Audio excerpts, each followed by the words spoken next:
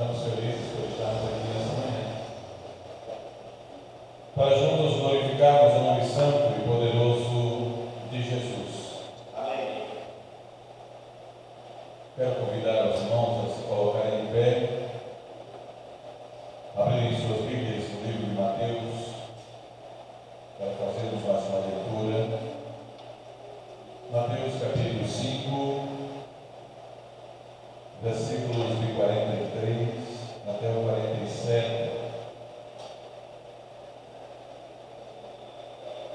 São 5 versículos,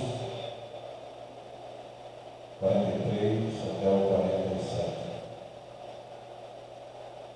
Amém? Amém. Leamos. Ouvistes que foi dito: amarás o teu próximo e aborrecerás o teu irmão. Eu, porém, vos digo: amai a vossos inimigos, bendizei os que vos maldizem, fazei bem aos que vos odeiam e orai pelos que vos maltratam e vos perseguem, para que sejais filhos do Pai que está nos céus, porque faz que o seu sol se levante sobre maus e bons, e a chuva desça sobre justos e injustos. Pois se amardes os que vos amam, que galardão tereis? Não fazem os publicanos também o mesmo? E se saudardes unicamente os vossos irmãos, que fazeis demais? Não fazem os publicanos também assim? Vamos ver o 48 também. Sede vós, pois, perfeitos, como é perfeito o vosso Pai que está nos céus. Pois é. Queridos, o título desta lição para a última escola dominical, escola bíblica do ano de 2022, não poderia ser diferente. Vocação e ética. Vocação e ética. Esse texto que nós acabamos de ler nos mostra algo que nós temos presenciado, visto, vivenciado nos dias a dias na Igreja do Senhor Jesus Cristo, totalmente o contrário do que está dizendo a Bíblia. Sede perfeito. Sede perfeitos. E algo que a palavra de Deus nos mostra, algo que a Bíblia mostra para a igreja, para a perfeição, é algo que tem nos preocupado nos últimos dias. A igreja está em uma crise de amar até ao próximo, o seu irmão. E essa palavra aqui nos diz que nós devemos amar os nossos inimigos. Ah, pastor Marcos, orar por eles. Orar por eles. Amar. Às vezes eu me pergunto, e a igreja, os irmãos nos últimos dias fazem a pergunta: por que a igreja não cresce, pastor? Nós temos esquecido de olhar para dentro da igreja que está em mim, para o tempo que começa em mim, o meu coração. Esses últimos 2 dias eu tenho meditado na letra de um hino de Gessé Aguiar. É um jovem novo que tem como título Reforma. Ah, Jesus Cristo, reforma. Meu Deus do céu, como a nossa casa precisa ser reformada. diz na letra do hino que os fios já estão todos torados, já não existe iluminação. Os canos estão todos estourados, já não existe mais ligação. A água já não corre mais. As paredes já estão todas quebradas e mofadas.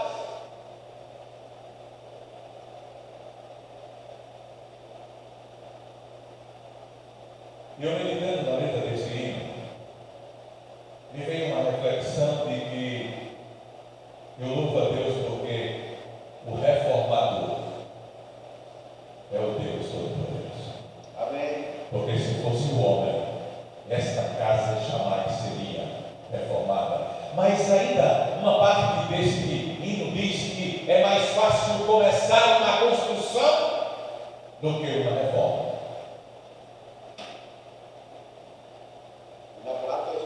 É isso mesmo.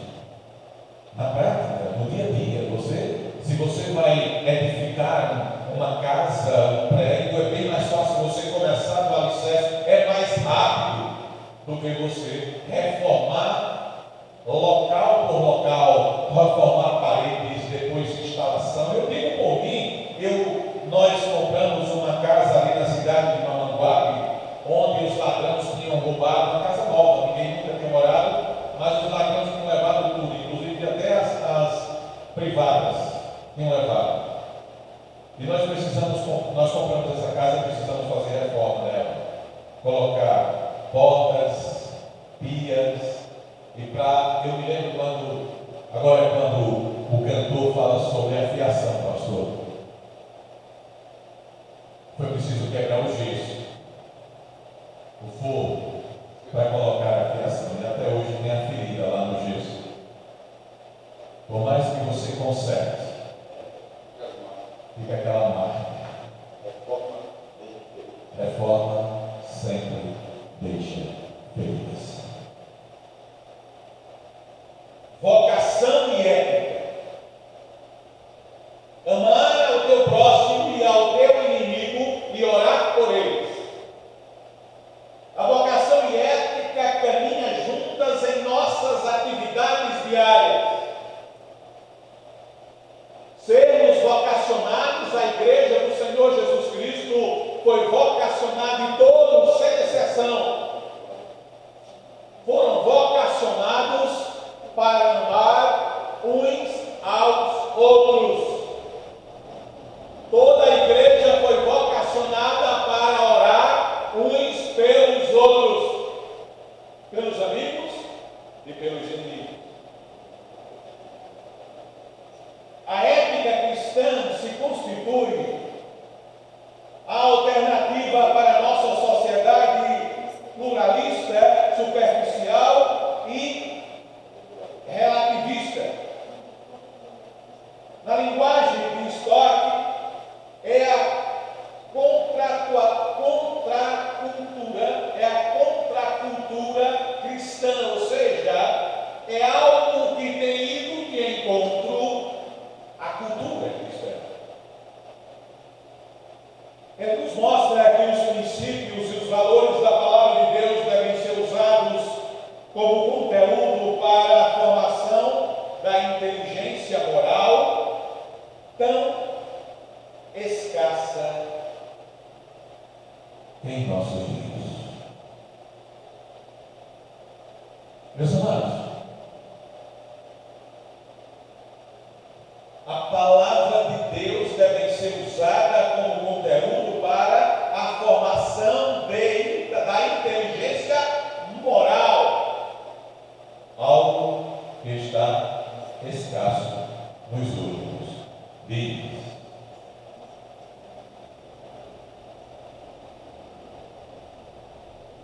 Quando o escritor,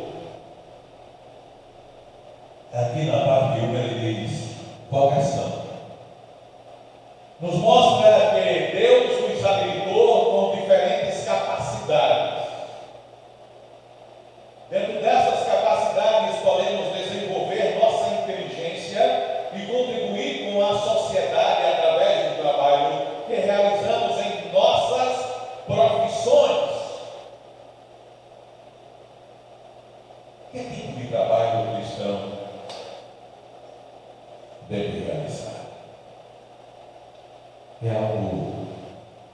que tem se banalizado também nos outros dias.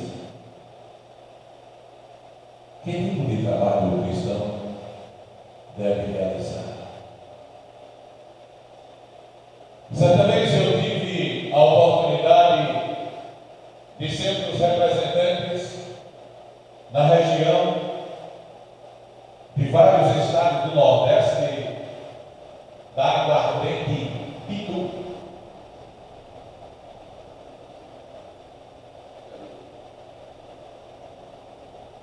Na época era a aguardente do momento. E eu tive a oportunidade de ser representante desta aguardente. E olha, irmãos, eu estava passando por uma dificuldade muito grande. E era uma oportunidade para mim ganhar muito dinheiro. E eu rejeitei.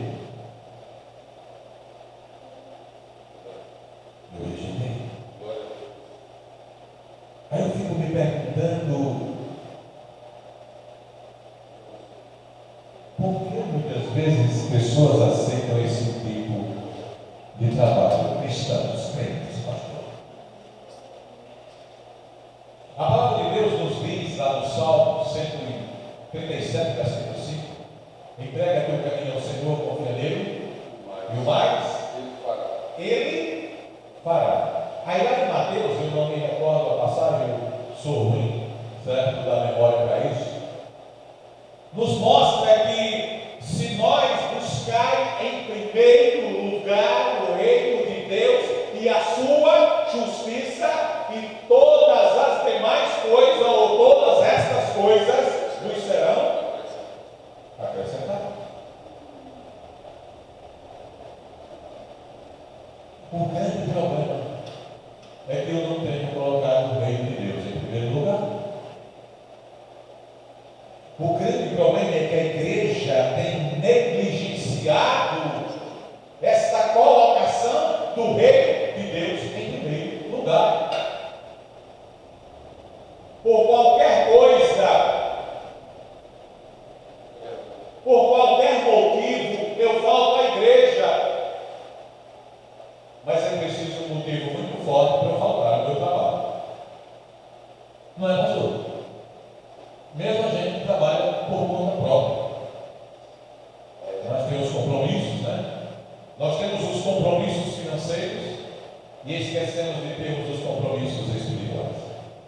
Por isso que essas coisas financeiras não nos são acrescentadas. Isso é a grande realidade.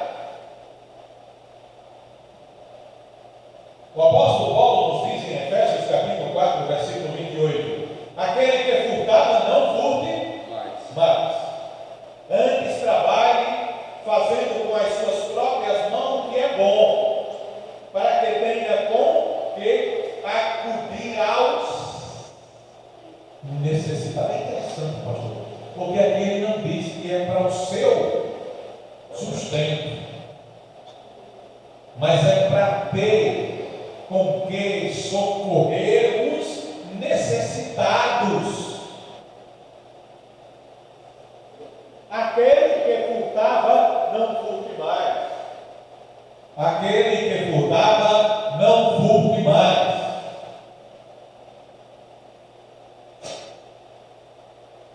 Antes, faça o seu trabalho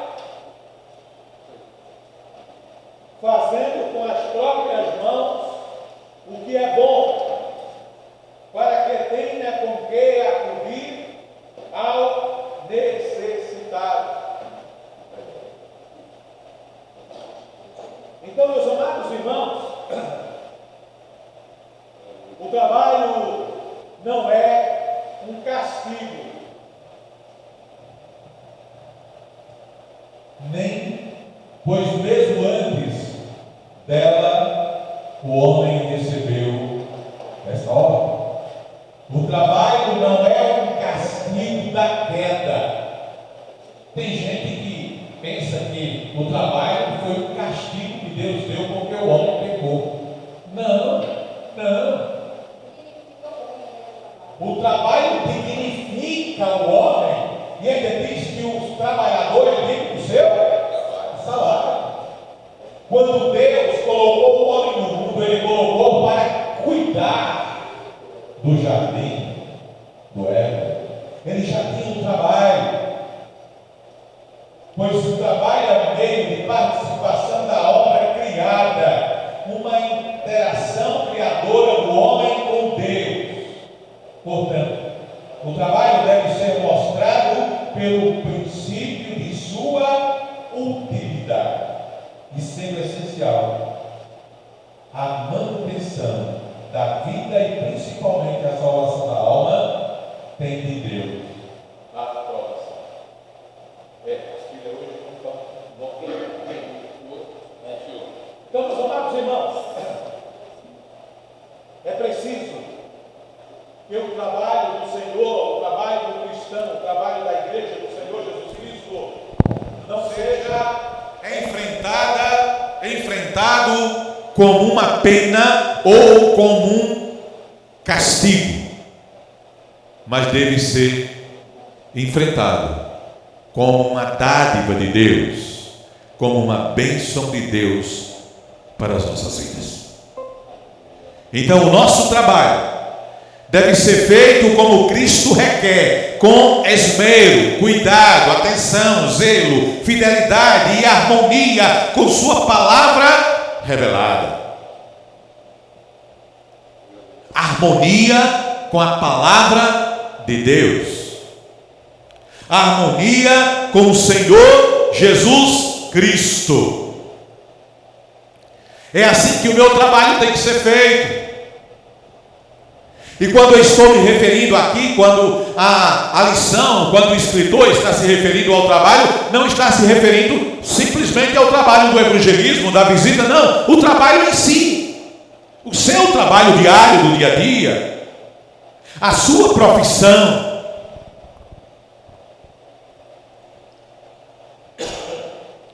A visão do mundo, no Salmo 14, o salmista nos mostra que não existindo a noção de um ser superior que tem autoridade sobre nossas vidas para determinar o que devemos fazer e também punir as transgressões cometidas pelas pessoas, a corrupção toma conta da humanidade e a prática do bem se torna algo incomum. É isso que nós temos visto hoje. É isto que nós temos visto hoje. As coisas têm caminhado de uma forma contrária à palavra de Deus.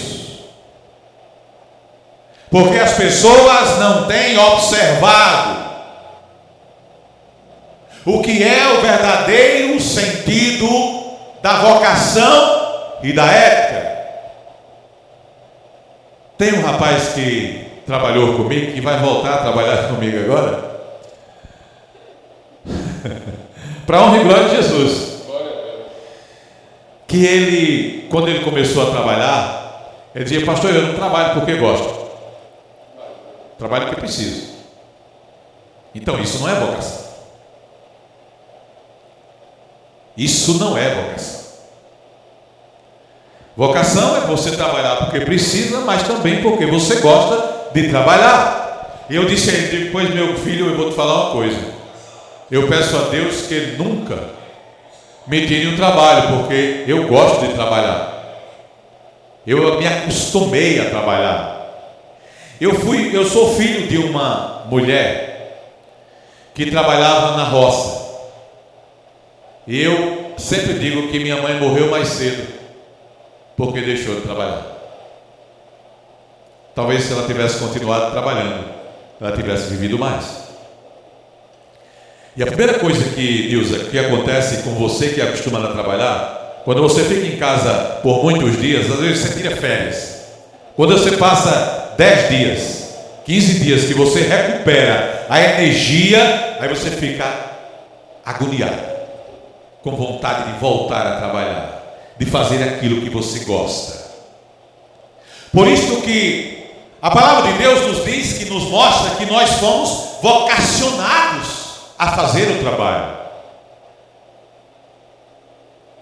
E quando nós somos vocacionados, é preciso buscar e colocar nesta vocação a ética. E o que é a ética? O respeito uns para com os outros, o amor uns para com os outros.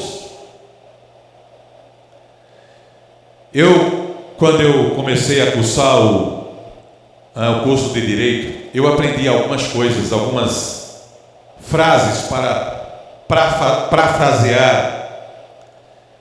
Uma delas é que alguém me disse que o seu direito termina onde começa o meu. O meu direito termina onde começa o seu. E qual é o seu direito? O seu direito é de ser respeitado. O seu direito é de ser amado. O seu direito é de viver em harmonia. É interessante, ontem aconteceu algo na minha vida. Eu vinha com a minha esposa e minha neta, eu tinha ido buscar eles na rodoviária. E eu parei aqui no trânsito, nessa rua, eu esqueço, não sei o nome da rua, que sobe depois desse posto aqui, a segunda avenida subindo. Já chegando ali no Cruzeiro, eu parei o carro em um trânsito muito grande. Eu parei de lado num local para comprar uma quentinha para almoçar. E deixa que um jovem vinha também. E quando eu vinha chegando, ele vinha parando também para comprar a quentinha e bateu no retrovisor do meu carro. E eu fiz. E eu vi aquele jovem, ele olhou para mim e abriu um sorriso. Misericórdia. Foi mesmo que pegar um machado na minha cabeça e puf, se deite aí. Aí ele disse, eu disse, deixa pra lá, deixa eu dar ré no meu carro para tu encostar. Ele disse, mas arranhou? Eu digo, não sei, eu vejo depois. É por isso que a palavra de Deus nos diz que a palavra dura suscita ira, mas a resposta branda alivia, furou. Quando eu fiz assim para a banda dele, já pensou se ele tivesse vindo, certo, com 4 pedras na mão? Quando ele bateu no retrovisor do meu carro, eu fiz. Aí ele abriu um sorriso. E aí, arranhou? Eu estava querendo encostar também para comprar uma quentinha. Meus amados irmãos, aquilo foi uma tapa de luva na minha cara. Eu digo, eu vou completar 61 anos de idade.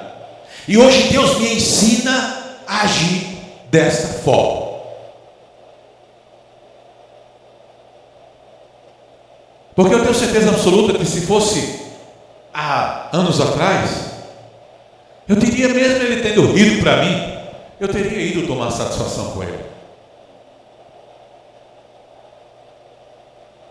Então, irmãos, isso é ética cristã.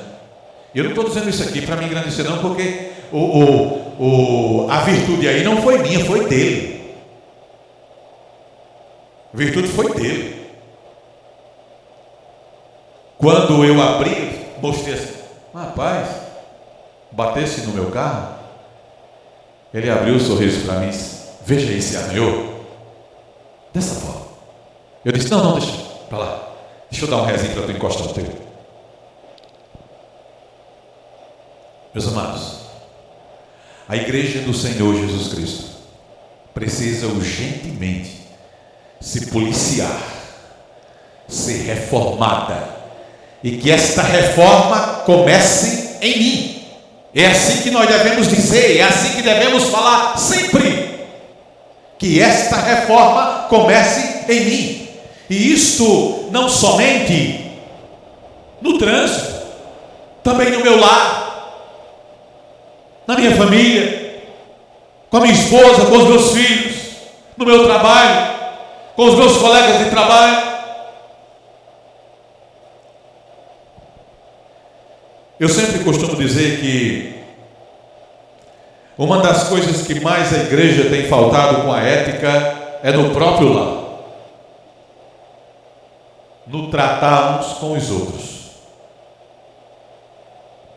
no tratamento de esposa com esposo, de esposo com esposa, de pai com filho, de filho com filho, de filhos com pais, mães.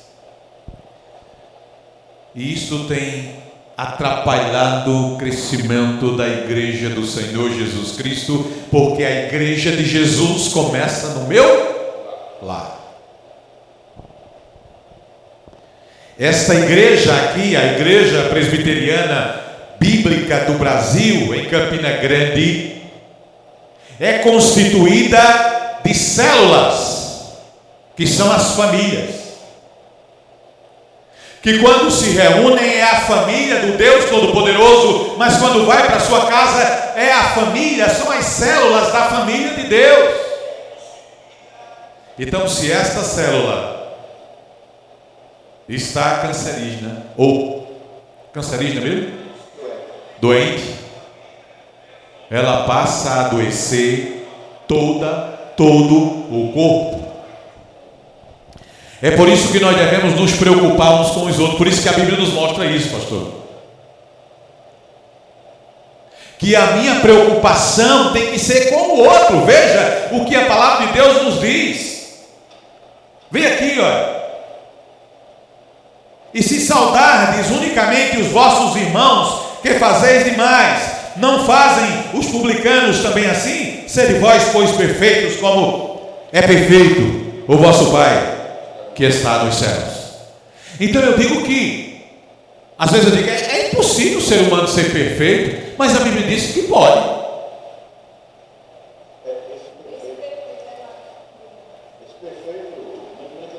Não, exato, isso. Maturidade espiritual é viver uma vida perfeita. E o que é você viver uma vida perfeita? Viver uma vida com ética, com vocação, com amor, com respeito, principalmente o amor.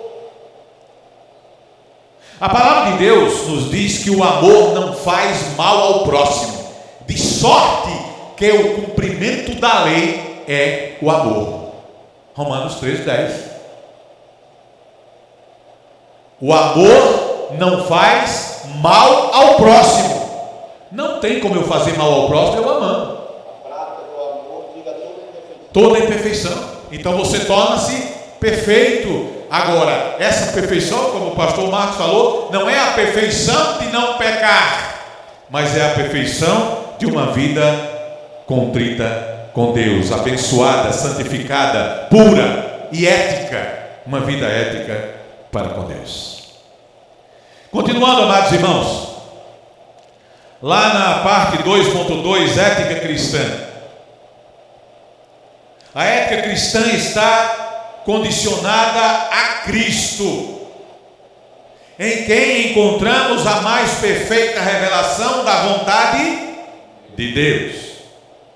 A conduta correta nos torna imitadores de Jesus e deve resultar na nossa transformação em conformidade com a sua imagem. Quando Deus disse: façamos o homem segundo a nossa imagem e semelhança, Ele não estava falando do físico, mas justamente desta imagem espiritual, desta ética cristã, dessa vida abençoada, voltada para um crescimento e para caminhar, para alcançarmos o varão perfeito, que será na glória com Cristo Jesus nosso Senhor. A palavra de Deus nos diz: e todos nós com o rosto desvendado, contemplando como por espelho a glória do Senhor, somos transformados de glória em glória na sua própria imagem, como pelo Senhor o Espírito. 2 Coríntios capítulo 3, versículo 18. a glória, a nossa fisionomia, a nossa face, o nosso viver, o nosso proceder, a nossa ética, a nossa vivência tem que ser para o mundo um espelho, refletindo no mundo a glória de Deus. Veja como sua imagem, e todos nós com o rosto desvendado, contemplando como por espelho a glória do Senhor, somos transformados de glória em glória na sua própria imagem, como pelo Santo Espírito. Eu estar andando, caminhando, e as pessoas vendo no meu proceder a glória de Deus. Eu estar falando com o meu vizinho, com a minha esposa, com o meu esposo, com os meus filhos, com os meus netos, e eles estarem vendo em mim a glória de Deus.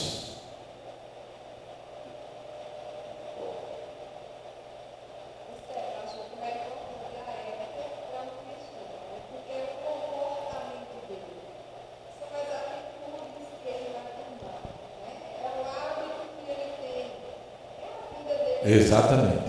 E para ser ético, é preciso que a pessoa faça uma coisa que é muito importante: escolher ser ético. Exatamente.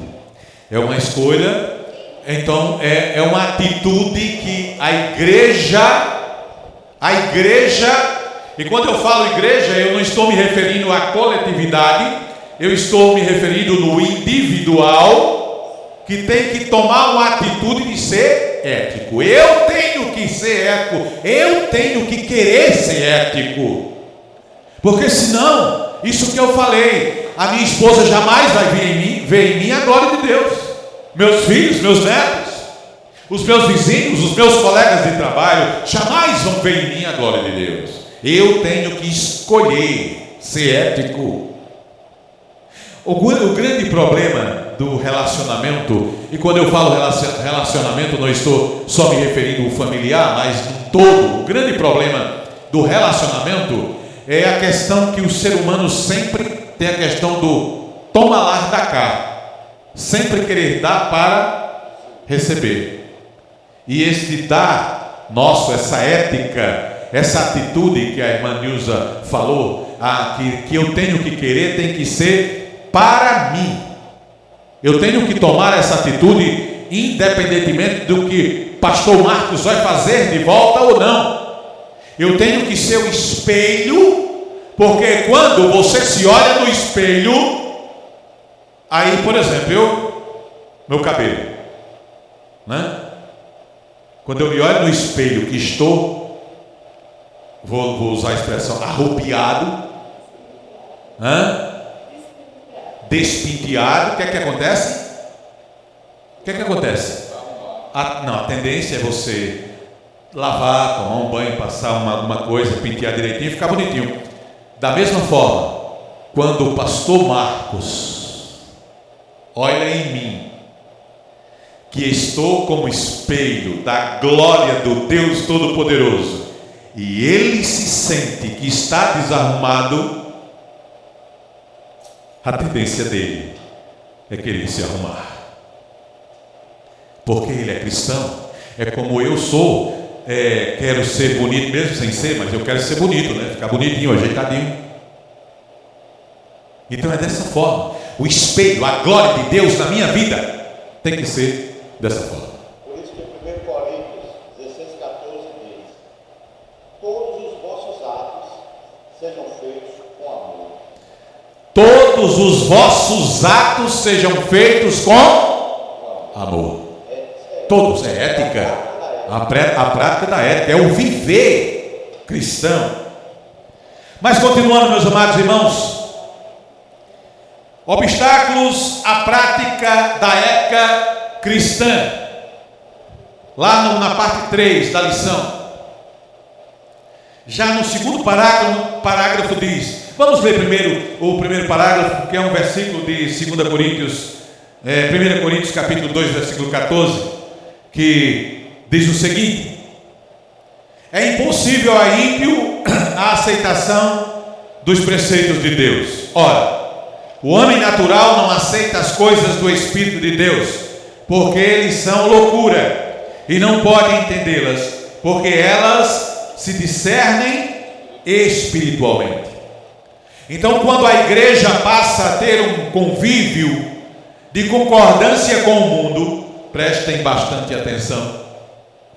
Quando a igreja passa a ter um convívio de concordância, não é conviver, vejam bem.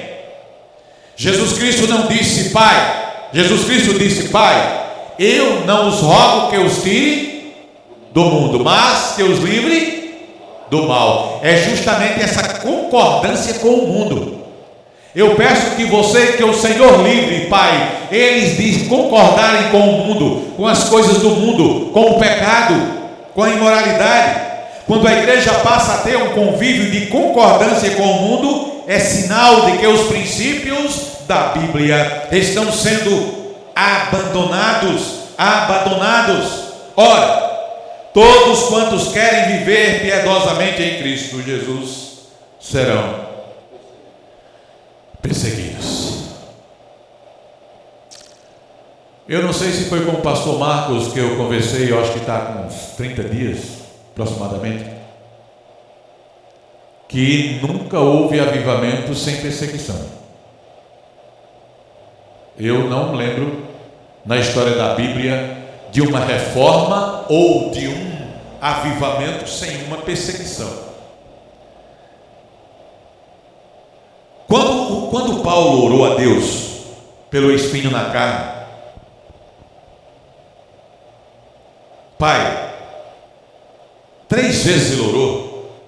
Aí Deus disse: a minha graça te basta, porque o meu poder se aperfeiçoa na tua fraqueza. Às vezes eu tenho visto cristãos se achando coitadinhos, como quem sofre é ele. Não é verdade? Aí eu fico imaginando se nós passássemos uma vírgula do que passou Israel no deserto, se nós passássemos uma vírgula do que passou a igreja, cristãos sendo mortos, sendo colocados para serem devorados por feras.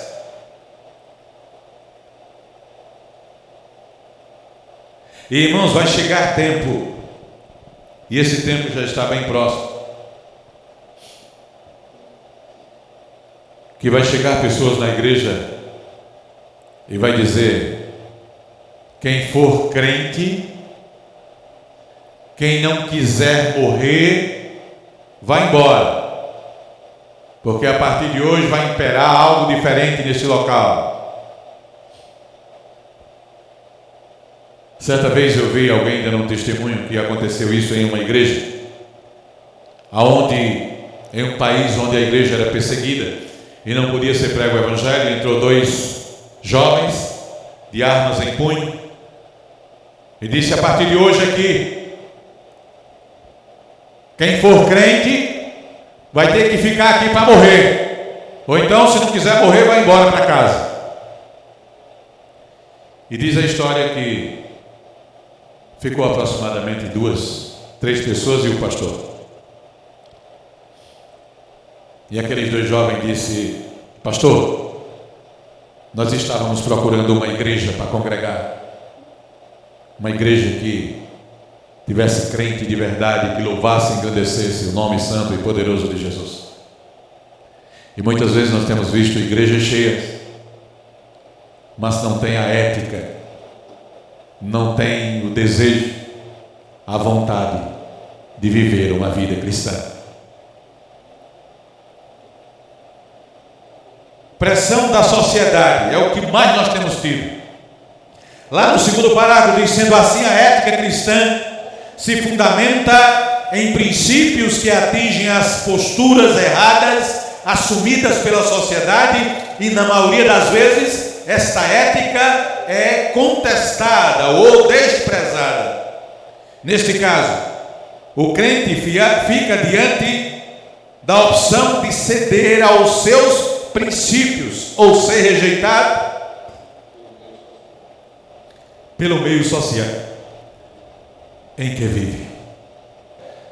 Então a palavra de Deus é autoridade máxima. E o que é que ela diz? Que Deus nos abençoe, em nome de Jesus. Nós vamos finalizar.